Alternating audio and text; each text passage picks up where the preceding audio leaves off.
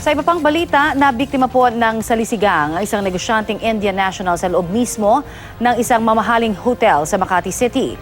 Highly organized daw ang pagkakagawa ng naturang krimen. Balitang hatid ni John Consulta.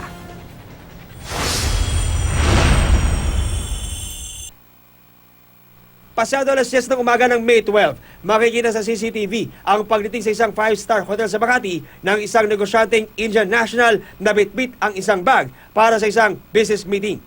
Pero minuto lang ang lumipas, nahagip na ng CCTV ang pagdating ng isang puting SUV kung saan 7 tao ang makikitang bumaba at paisa-isang pumasok sa loob ng hotel.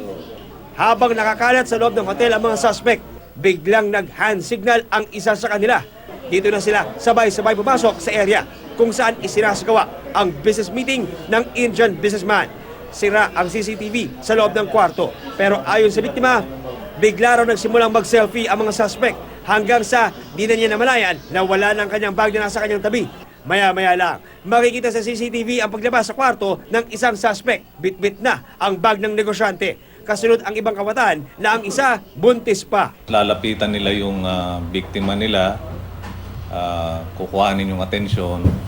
So tapos merong isa sa kanila na pipikapin yung gamit nitong biktima. Ayon sa NBI, highly organized ang salisigang na ito na ang binibiktima mga dayuhan na nasa mga hotel at mamahaling restaurant na makikita sa iba pang CCTV footage ng kanilang pag-atake. Nahuli raw ang grupo nitong Abril sa Angeles matapos mamukaan ng isa sa kanilang nabiktimang Koreano habang nasa loob sila ng isang golf course sa Pampanga. Pero nakalaya din matapos makapagpiyansa. Kasalukuyang pinaghahanap ng NBI si Wilson Daman na tinuturong leader ng salisigang at ang kanyang mga kasamahan na positibong kinilala ng nabiktimang bilyonaryong Indian national. Kung merong impormasyon kayo dito sa mga taong ito, yung mga miyembro nitong salisigang, mangyari lamang na pakitawag lang sa opisina. John Consulta, GMA News.